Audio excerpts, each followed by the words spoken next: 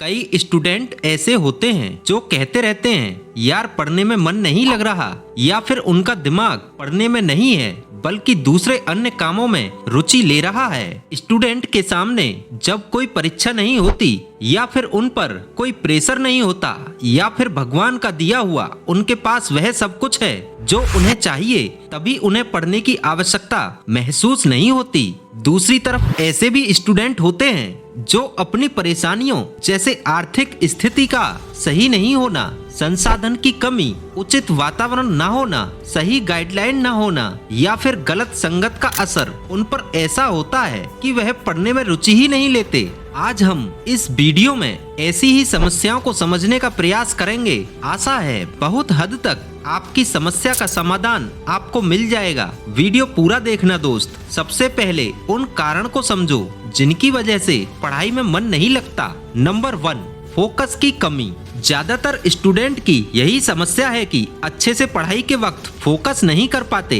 गणित पढ़ रहे होते हैं तो मन में अंग्रेजी चल रही होती है और किसी भी सब्जेक्ट को पढ़ते वक्त ख्याल करते रहते हैं कि आज स्कूल में क्या क्या मजेदार बातें हुई और आज किसने किसको क्या कहा। मतलब यह है कि पढ़ते समय मन चंचल रहता है। इसे केवल पढ़ाई पर फोकस कीजिए, वरना एक दिन ऐसा आएगा ना फोकस कर पाओगे ना ही मौज मस्ती। आपको पता ही होगा और आपने ऐसा करके भी देखा होगा, जब सूर्य की किरणों को लेंस से फोकस करते हैं तब कागज जलने लगता है। यही फोकस का महत्व है। अब समझ गए हो तो 100% फोकस करो और 100% ही रिजल्ट मिलेगा। नंबर 2, विषय में रुचि न होना। देखो, प्रत्येक सब्जेक्ट का अपना ही अलग महत्व होता है। स्टूडेंट के लिए सभी सब्जेक्ट महत्वपूर्ण होते हैं, लेकिन कुछ स्टूडेंट को किसी एक या 2 सब्जेक्ट में रुचि नहीं होती क्योंकि वह अपने दिमाग में इस तरह की धारणा बना लेते हैं कि यार मुझे यह विषय बोरिंग लगता है। यही गलती आपको लाइफ में पीछे कर देगी। दोस्त, यह गलती करना बंद कर दो।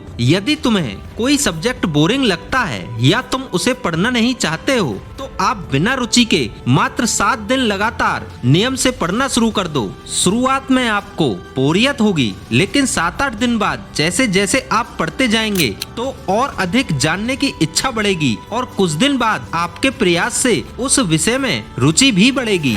नंबर 3, पढ़ाई का कोई समय ना होना। देखो, जिंदगी में कुछ करना है तो सबसे पहले पढ़ाई का निश्चित समय बनाओ। एक क्रमबद्ध तरीके से पढ़ाई करो। जैसे स्कूल जाने का समय निश्चित होता है और उसी समय पर तुम जाते भी हो। तुम गलती क्या करते हो पता है? कभी भी कोई सब्जेक्ट का बुक उठाया और पढ़ने लग जाते हो। थोड़ी देर बाद मोबाइल पर रील्स देखने लगते हो। फिर कुछ देर में दोस्तों से बात शुरू कर देते हो। फिर कुछ देर बाद कोई और सब्जेक्ट की बुक लेकर पढ़ने लगते हो। यदि तुम ऐसा करते हो तो आज से बंद कर दो। एक परफेक्ट टाइम टेबल बनाओ और बेहतर परिणाम के लिए उसमें सभी सब्जेक्ट को स्थान देकर उसी के अनुसार पढ़ाई शुरू कर दो। क्रम से और विषय सूची को ध्यान में रखकर यदि तुम पढ़ते हो तो 100% रिजल्ट मिलेगा। नंबर 4, गलत संगत। कई स्टूडेंट ऐसे होते हैं जो पढ़ना भी चाहते हैं, लेकिन उनके आसपास के दोस्त ऐसे होते हैं जो उन्हें पढ़ने नहीं देते हैं क्योंकि उन्हें पढ़ना नहीं होता। तो आपके ऐसे दोस्त क्यों चाहेंगे कि आप पढ़ाई करो?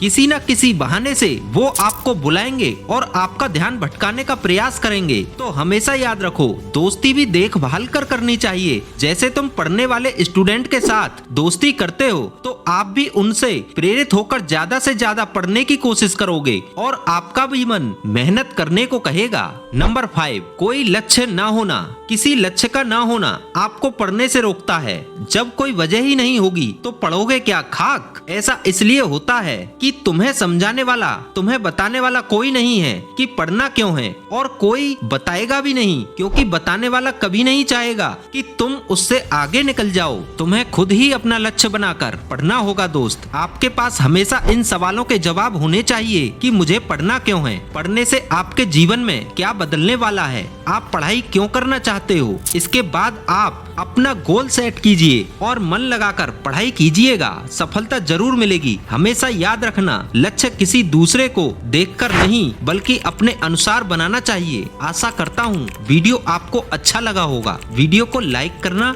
और चैनल को सब्सक्राइब करना। धन्यवाद। जय हिंद।